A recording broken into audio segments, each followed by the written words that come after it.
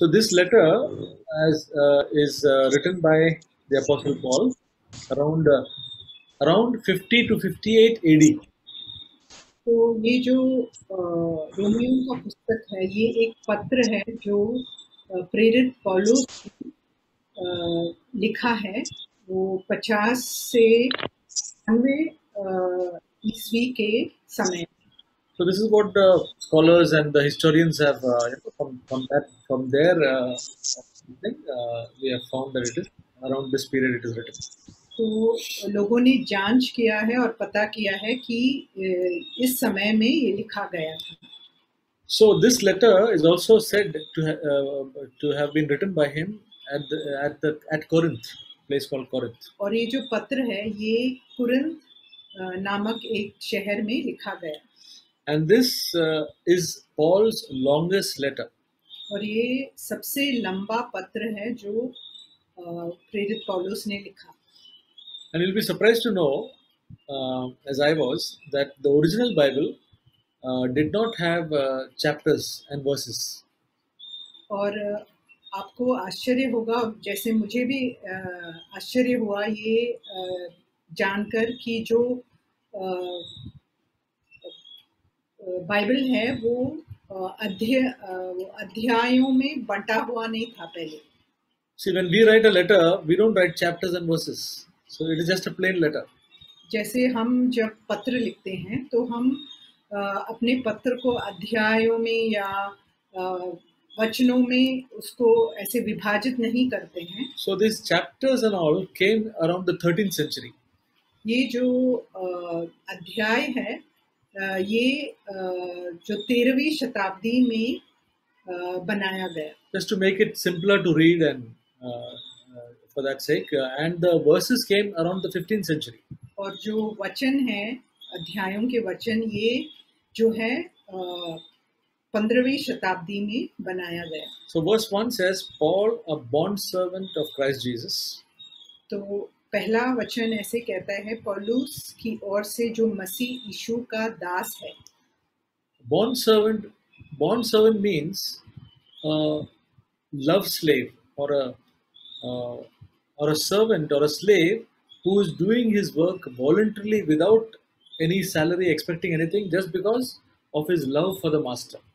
तो दास का मतलब ये है कि वो जो भी कार्य कर रहा है वो प्रेम के कारण वो ये जो काम कर रहा है और अपने स्वे इच्छा से कर रहा है और उसे उसके लिए कोई वेतन नहीं मिलता है। And then he says, called as an apostle.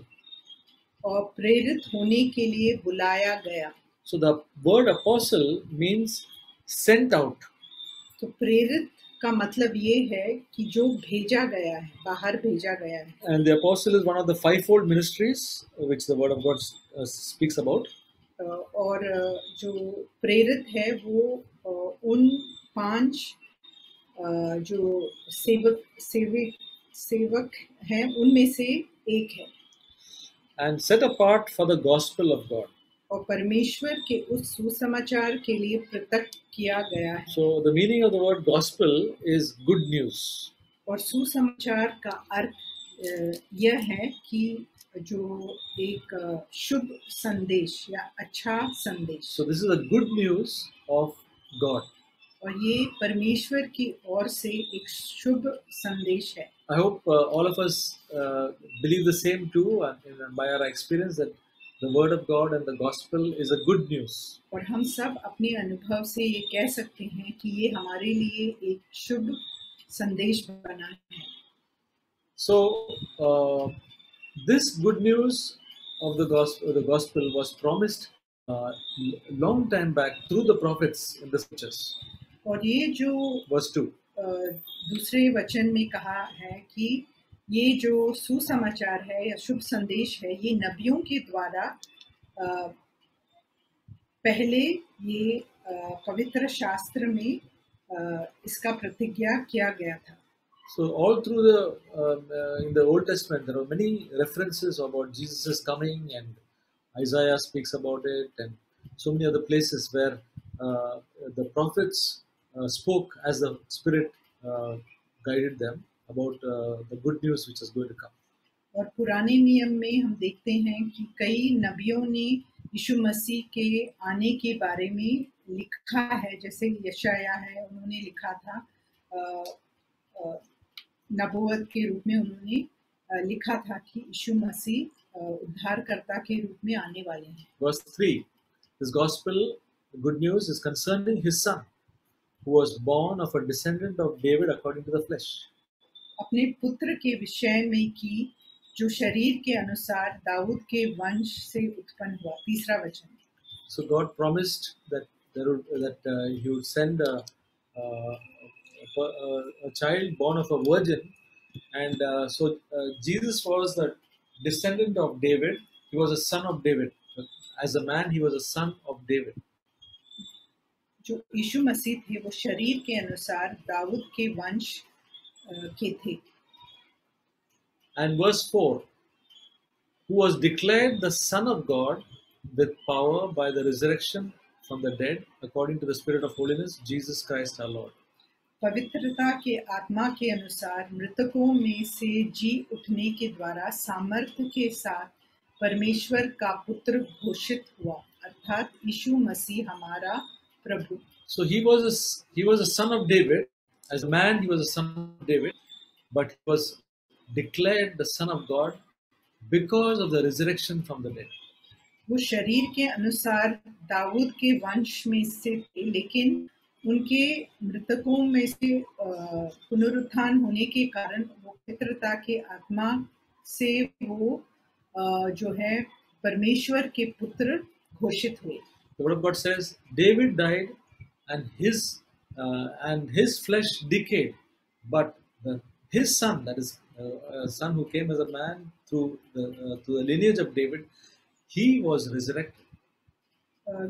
वचन में ऐसे लिखा है कि दाऊद का शरीर वो सड़ गया, लेकिन जो दाऊद का पुत्र आया वो जो है उनका पुनरुत्थान हुआ। So, brothers and sisters, what's the reason for that Jesus as a man came and lived a life, but he was resurrected because of the Spirit of holiness. वो पवित्रता के आत्मा के कारण यीशु मसीह मृतकों में से जी उठे। He had the Bible says he was without blemish. Okay, he came and lived just like us as a man, but he, by the power of the Holy Spirit, offered himself without blemish to God. Hebrews says.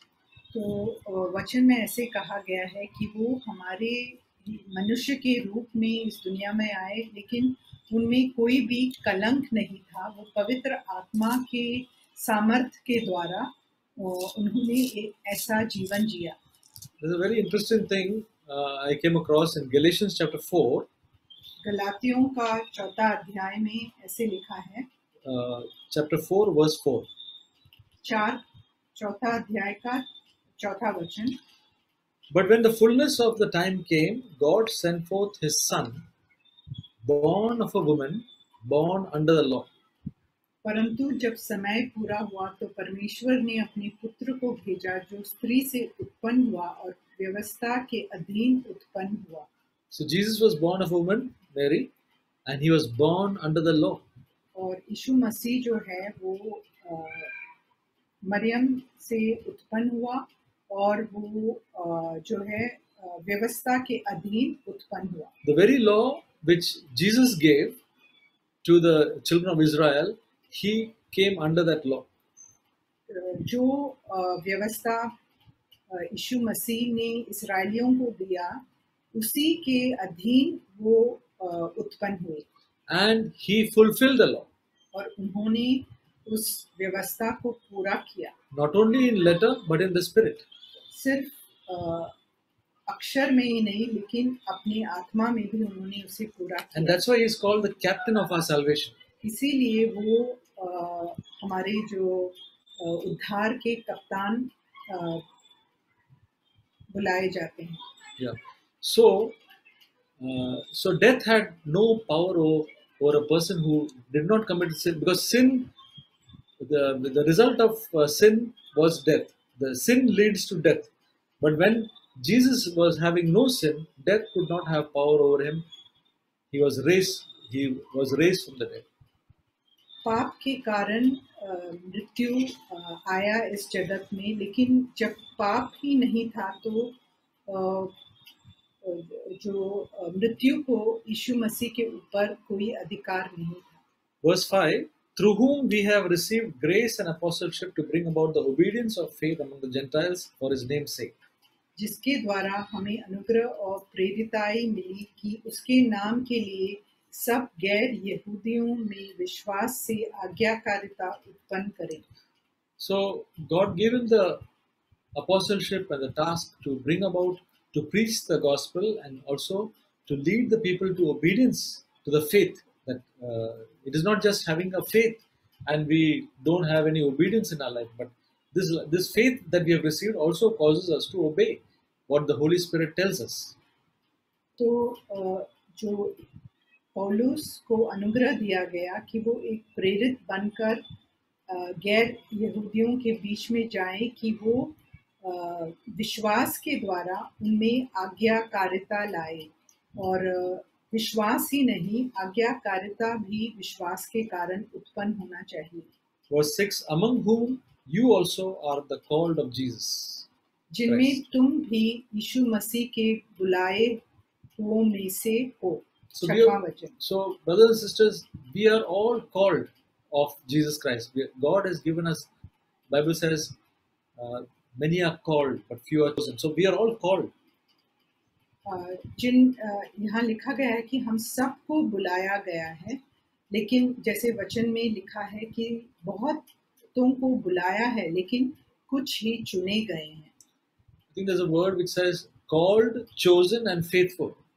और एक जगह ऐसे लिखा है कि बुलाए गए, चुने गए और विश्वास योग्य। So we have to be all the three. और हमें ये तीनों होना जरूरी है। Yeah. Verse 7. To all who are beloved of God in Rome, called as saints, grace to you and peace from God our Father and the Lord Jesus Christ. सातवां वचन, उन सब को जो रोम में परमेश्वर के प्रिय हैं और पवित्र होने के लिए बुलाए गए हैं, हमारे पिता परमेश्वर और प्रभु यीशु मसीह में तुम्हें अनुग्रह और शांति मिले। The word beloved means much loved. प्रिय का मतलब है बहुत प्रेम, जिसे बहुत ज्यादा प्रेम किया जाता है। So we are not just loved by God, but we are much loved by God. परमेश्वर ने हमसे सिर्फ प्रेम नहीं किया, लेकिन हमसे बहुत ज्यादा प्रेम किया। I mean, if somebody just said that, we can have a doubt or we can question that, but this is authored by the Holy Spirit, and all we have got to do is to believe what God has said. अगर किसी मनुष्य ने ये कहा है तो हम उस पर संदेह जता सकते हैं, लेकिन यह जो है पवित्र शास्त्र में पवित्र आत्मा के द्वारा लिखा गया है, तो हम इस पर पूरी तरह अपनी आशा रख सकते हैं। So we may not feel that we deserve, or we may not even feel that we are worthy of such a thing. It doesn't matter. हमें कभी ऐसा नहीं लगता होगा कि हम इसके योग्य हैं, लेकिन ये मायने नहीं रखता है। But when we believe what God says, we will experience the blessing and the grace of God in our life. लेकिन जब हम इस पर विश्वास करेंगे तो हम परमेश्वर की ओर से अनुग्रह पाएंगे। And then called as saints, and the meaning of the saints is holy ones. और पवित्र होने के लिए बुलाए गए, ऐसे लिखा है, तो इसका मतलब है Holy ones. पवित्र लोग। So all of us are called saints.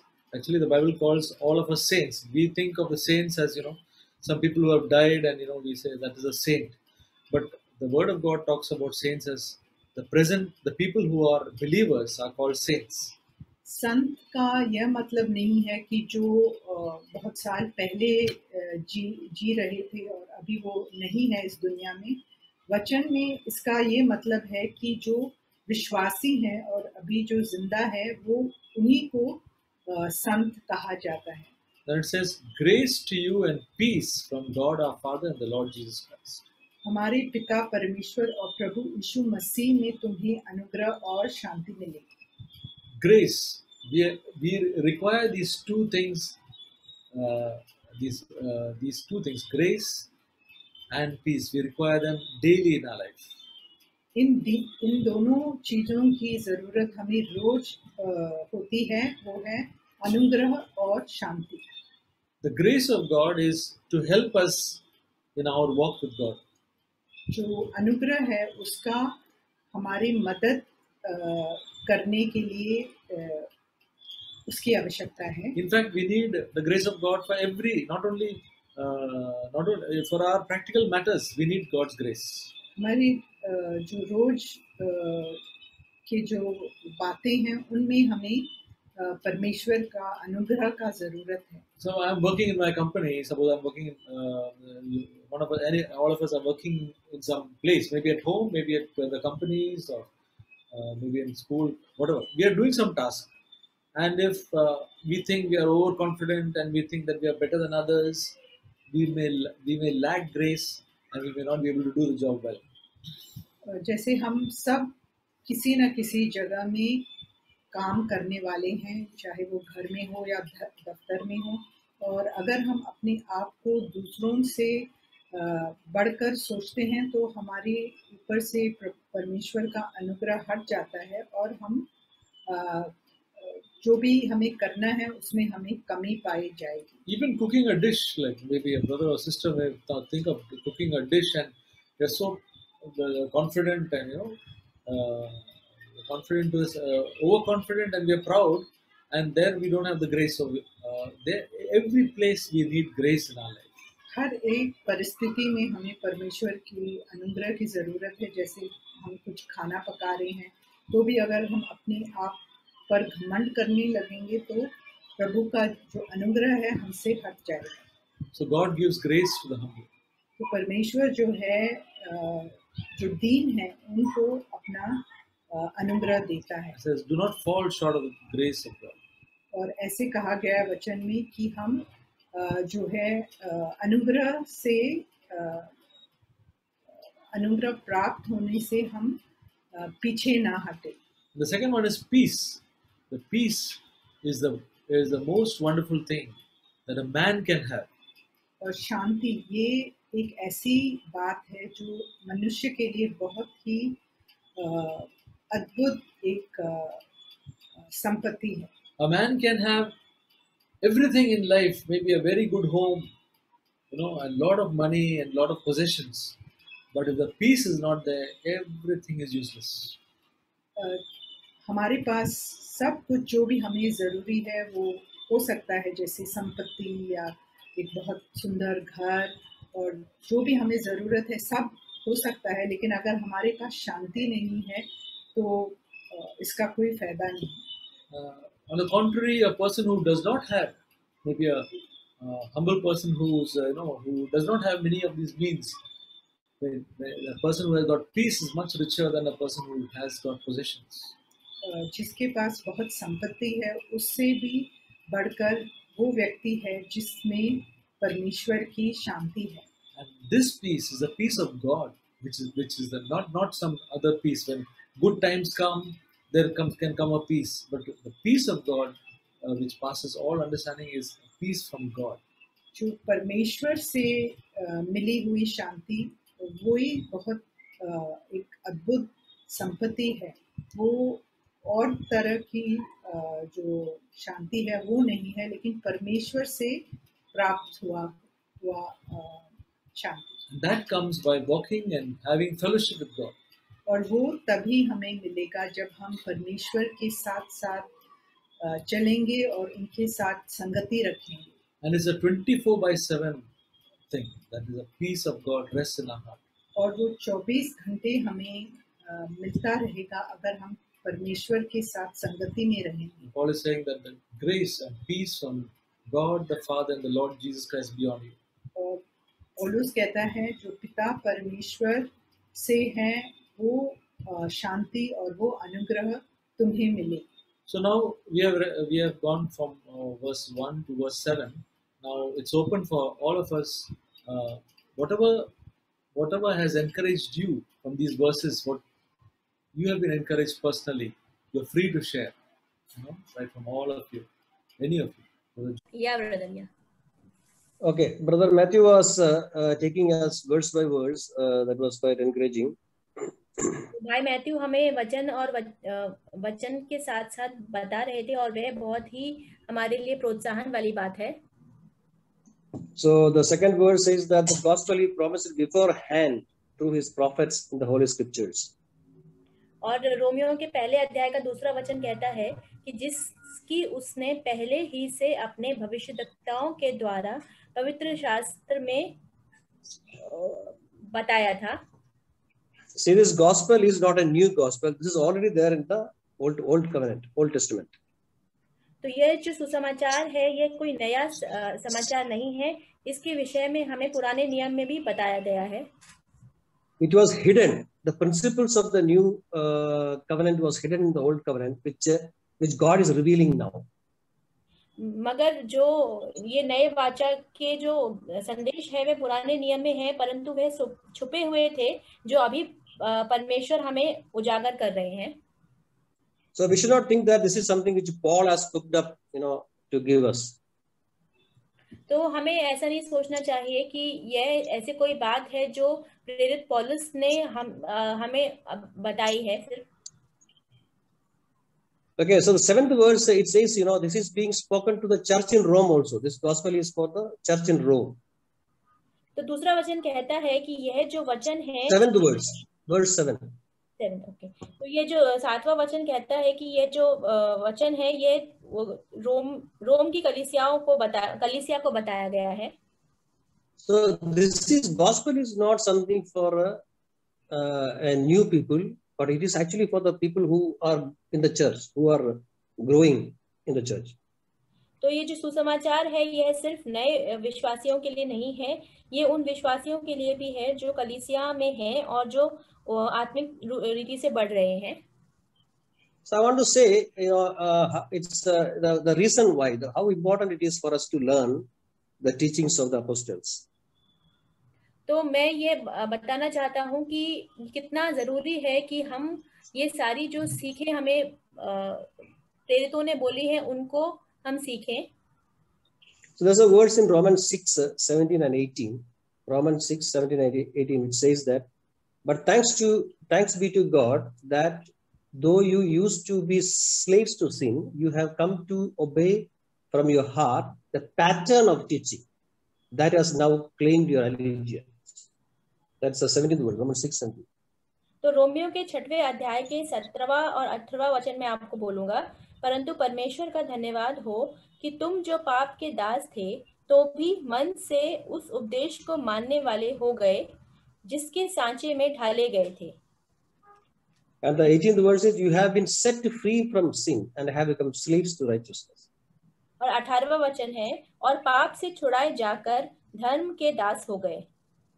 So this says that this apostolic teaching, which is from Romans to the book of Jude, is the teaching which will set us from the slavery of sin. तो यह जो प्रेरितों के द्वारा बताए गई जो सीखें हैं जो रोमियो के अध्याय से लेके यहूदा तक बताई गई हैं, वे हमें set us free from the slavery of sin. तो ये सारी जो सीखें हैं ये हमें पाप के दासत्व से छुड़ा देंगी. So the purpose of this teaching is to so that we come out from the slavery of sin to be a slave of righteousness. तो इन सारी जो पुस्तकें हैं उनका जो उद्देश्य है वह यह है कि हम पाप के अधीनता से छुड़ा कर हम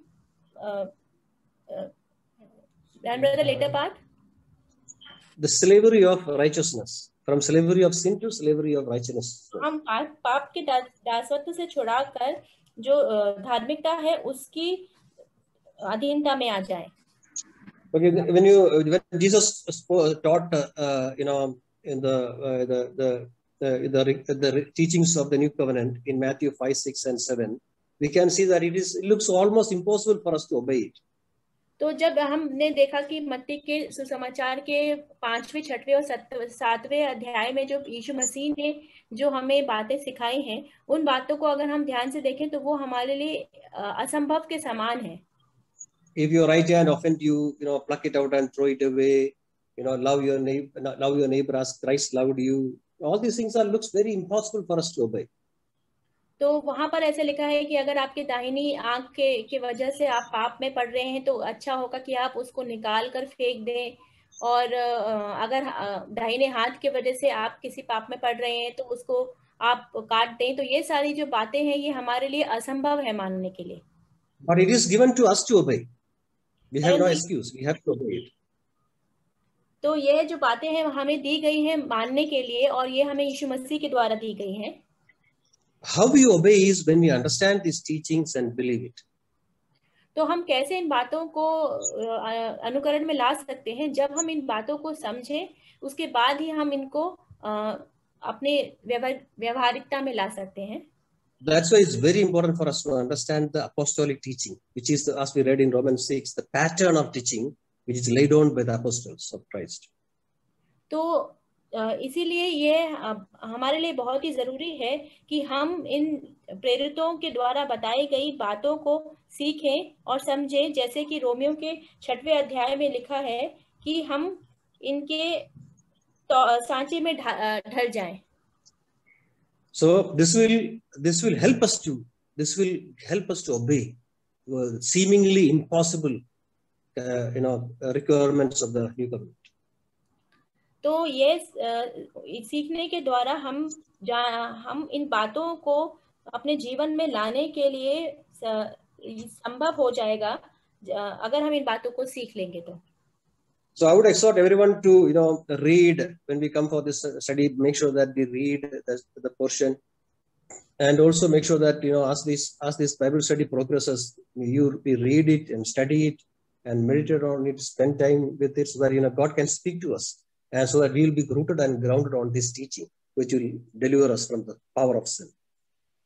तो मैं आप सभी लोगों को प्रोत्साहित करना चाहता हूँ कि और चुनौती देना चाहता हूँ कि आप जब भी हम इन बाइबल स्टडीज में मिलते हैं तो आप इन सभी वचनों को जो हमें सिखाए जा रहे हैं उसको आप अच्छे से पढ़ें और उसको बार बार पढ़कर उनका मनन करें, ताकि परमेश्वर आपसे बात करे और उस बात करने के द्वारा आप इन सारी सीख जो हमें दी जा रही है उसमें अच्छे से जड़ पकड़े।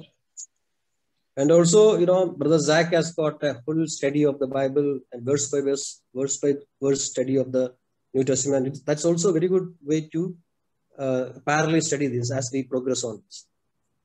और भाई जैक के द्वारा भी हमें वर्स बाय वर्स की जो सीखे हैं वो बताई गई हैं, और जो नया नियम है उसका पूरा वचन तक हमें बताया गया है, तो उसको भी आप साथ साथ में पढ़ सकते हैं। Through the Bible and the verse by verse study. These are the two resources which we can study to understand the apostolic teachings. Okay sorry, जो नए नियम पवित्र शास्त्र से गुजरते हुए और एक जो वचन वर्स बाय वर्स का जो स्टडी है, ये दोनों जो हमें दिए गए हैं उनको आप पढ़कर और समझ सकते हैं। Yeah, that's all. वचन 3 में लिखा गया कि वह शरीर के रूप में से ऐसा लिखा है कि वह शरीर की भाव से दाऊद की वंश से उत्पन्न हुआ और पवित्र आत्मा की भाव से मरे हुए में से जीव उठने के कारण सामर्थ्य के साथ परमेश्वर के पुत्र ठहरा। यानी वचन 3 में पौलुस ये हमें समझाता है कि मसीह के अंदर दो स्वभाव है। एक स्वभाव है एक मानव स्वभाव, जैसे कि आपके और मेरे जैसे शरीर के अंदर जो स्वभाव रहते हैं, उसी तरह मसीह के अंदर 100% वो मानव स्वभाव है। और बी पार्ट में लिखा है वो परमेश्वर का भी स्वभाव है 100%। इसलिए मत्ती का 1:1 में लिखा है कि वो दाऊद की वंश से उत्पन्न होगा उद्धारकर्ता। ये एक शरीर के रूप में पैदा होने वाले की बात है। और दूसरी है मत्ती 1:13 में परमेश्वर खुद गवाही देता है कि ये मेरा प्रिय पुत्र है। आप पढ़ेंगे तो पता चलेगा, जिससे मैं बहुत प्रसन्नित हूँ। यानी ये दो स्वभाव मसीह के अंदर एक देख सकते हैं वचन 3 में। और वचन 7 मुझे बहुत प्रोत्साहन मिला। पौलुस को ये अनुभव हुआ कि जो पाप उनके जीवन में पापों से मुक्ति और किस तरह उद्धार पाया और प्रभु की सेवा करने के लिए जो मौका मिला। वचन 7 में लिखा है कि ये सब परमेश्वर ने उनको मुफ्त में दिया गया है। तो कभी कभी हम सोचते हैं कि परमेश्वर हमें कुछ नहीं दिया, लेकिन उसकी अनुग्रह से हम बच गया है, उसकी कृपा से हम जी पा रहे हैं। सेवा करने के लिए जो सामर्थ्य दे रहे हैं, ये सब परमेश्वर हमें देता है, ना कि हमारी बल से, हमारी ताकत से। ये 2 वचन मुझे बहुत प्रोत्साहन मिला। Praise God. Before that, I also just want to mention, I think Romans is probably the most logical epistle of Apostle Paul. ये जो पत्र लिखा गया है रोमियो का,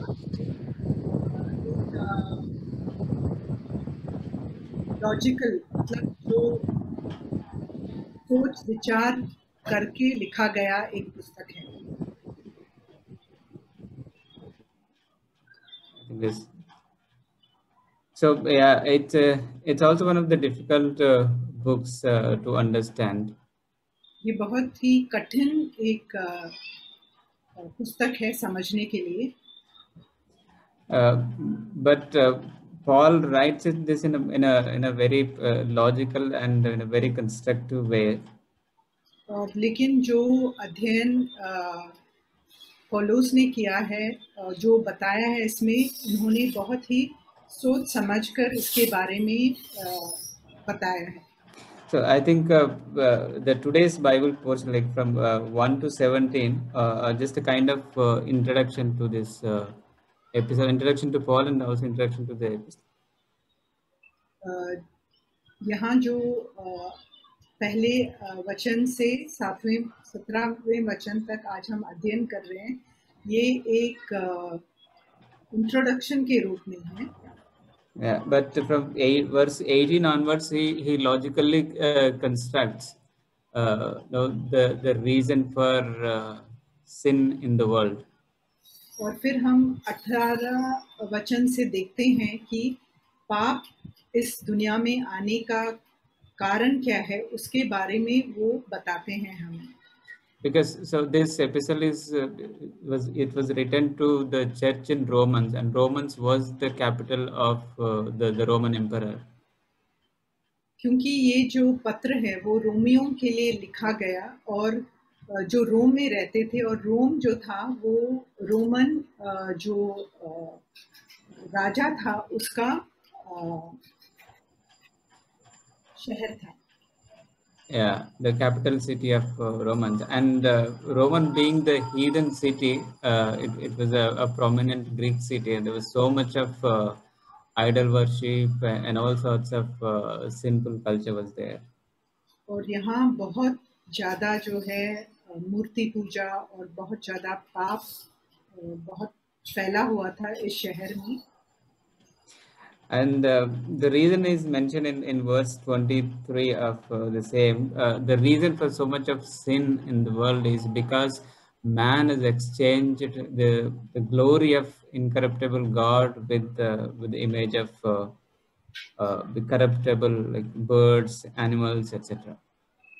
और पहले अध्याय का 23वें वचन में बताया गया है कि ये क्यों हुआ है, पाप इसीलिए आया है क्योंकि उन्होंने अविनाशी परमेश्वर की महिमा को नश्वर मनुष्य, पक्षियों, चौपाओं और रेंगने वाले जंतुओं की मूर्ति की समानता में बदल डाला। And then he explains in the forthcoming chapters how can God deliver man from such a sinful world. I mean, how one can come into salvation. और आगे जो अध्याय है उसमें ये बताया गया है कि कैसे हमें इस पाप या पापी दुनिया से हमें छुटकारा मिल सकता है। And not just attaining salvation, but how one can live an overcoming life. और सिर्फ हमें जो है पाप से छुटकारा ही नहीं, लेकिन पाप के ऊपर हम कैसे विजय पा सकते हैं। Yeah. So in today's portion, the verse that encouraged me was verse 12. आज की जो वचन में जो मुझे प्रोत्साहित किया वो 12वां वचन है. So 11 and 12, if we see in 11, for I long to see you so that I may impart some spiritual gift to you, that you may be established. That is, that I may be encouraged together with you while among you, each of us by each other's faith, both yours and mine.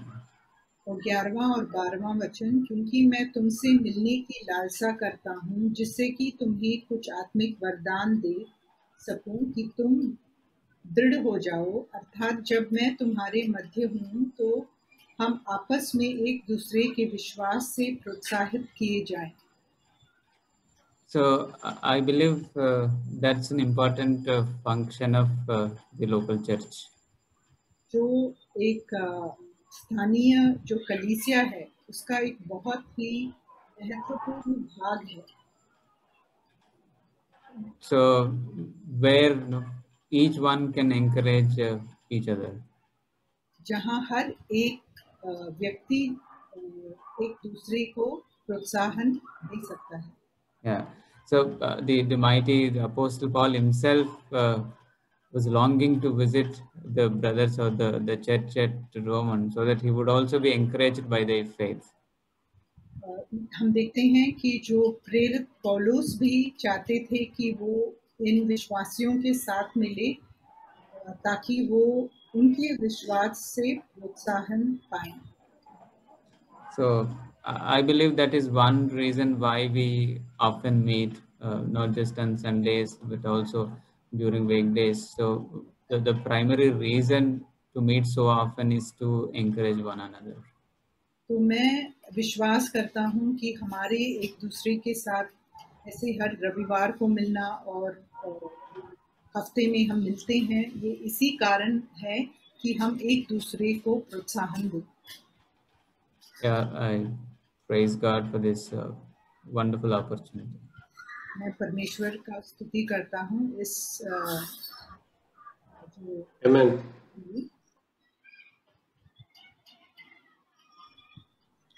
I was reading the introduction to the letter of Romans. Just like to share a little bit of whatever I read today. तो मैं Romeo की पुस्तक का जो introduction है वह पढ़ रहा था और मैं आप लोगों को बांटना चाहता हूँ कि मैं उससे क्या सीख पाया. I realized that the introduction, it was mentioned that Paul was not the one who planted this Roman church, Church of Romans. तो वह जो शुरुआत का भाग था वह पढ़कर मुझे ऐसे समझ में आया कि जो प्रेरित पौलुस था उसने ये रोम की कलीसिया का स्थापना नहीं की थी. During the time of the Pentecost, the dispensation of faith and the outpouring of the Holy Spirit, there were many born again Jews and were dispensed to various parts of that region, and some landed up in Rome. That's how this church was born. तो Pentecost के दिन में जब भी पवित्र आत्मा सबके ऊपर उंडेला गया था उस समय पर बहुत सारे लोग थे जो विश्वास में आए थे और वे अलग अलग जगह पर जाकर ठहरे थे वे लोग, और उनमें से उन लोगों में से कुछ लोग रोम में ठहरे थे और इस प्रकार रोम की कलीसिया की स्थापना हुई थी. And as we heard, Rome was a capital city of Italy, and it's supposed to be like a New York City of that day, capital city of a superpower. तो जैसा कि हम जानते हैं कि जो रोम है वह कैपिटल थी इटली नामक जगह का, और वह आज के समय में हम समझ सकते हैं कि न्यूयॉर्क के समान ही होगी. You have everything what you wanted to do, you'll get everything in that city. Whatever the conveniences, modern amenities, and the way you want to sin, everything was available. और उस स्थान पर जो भी मनुष्य को चाहिए अपनी आराम के लिए या फिर जरूरत के लिए या फिर पाप करने की लुभावना को लेकर सारी बातें उस जगह पर मौजूद रहेंगी. And this church, which was not planted by Apostle Paul, was a shining light in that dark region. और यह जो कलीसिया जो प्रेरित पौलुस ने स्थापित नहीं की थी वह उस जगह की एक चमकती हुई उजाले के समान होगी। It's a very important letter to build up understanding of the gospel. That's why Paul is trying to explain the Jews. Since he never planted this church, he wanted to write a letter to them explaining the foundation of Christian life by helping them to know what is the gospel and what is the meaning of faith and what is justification by faith and righteousness. All these things Paul explained from as a basic level to start. तो क्योंकि यह जो कलीसिया है ये प्रेरित पौलुस ने स्थापित नहीं की थी, इसीलिए प्रेरित पौलुस जो लोग इस कलीसिया में हैं, जो यहूदी लोग हैं, उन सभी को कुछ जरूरत वाली बातें बताना चाहते हैं, जैसे कि सुसमाचार के विषय में, विश्वास के विषय में और धार्मिकता के विषय में, ये सारी बातें वे उनको समझाना चाहते हैं. In other epistles, you will never find so much detail about the gospel and seriousness of the gospel and things like that, righteousness and justification by faith, the power that is there in the gospel. So very important to start our Bible study with this book. That's what I felt. तो इस पुस्तक के अलावा जो बाकी पुस्तकें हैं उनमें आपको सुसमाचार के विषय में इतनी गंभीर जो बातें हैं वे नहीं मिलेंगी, जैसे कि विश्वास के द्वारा धर्मी ठहरना और धार्मिकता. ये सारी जो बातें इस पुस्तक में हैं शायद उतनी डिटेल में और ज्यादा पुस्तकों में नहीं होंगी. इसलिए मैं समझता हूँ कि इस बुक से हमारी बाइबल स्टडी को करना एक जरूरी था. Thank you. So we come almost to the end of our time today. What we'll do is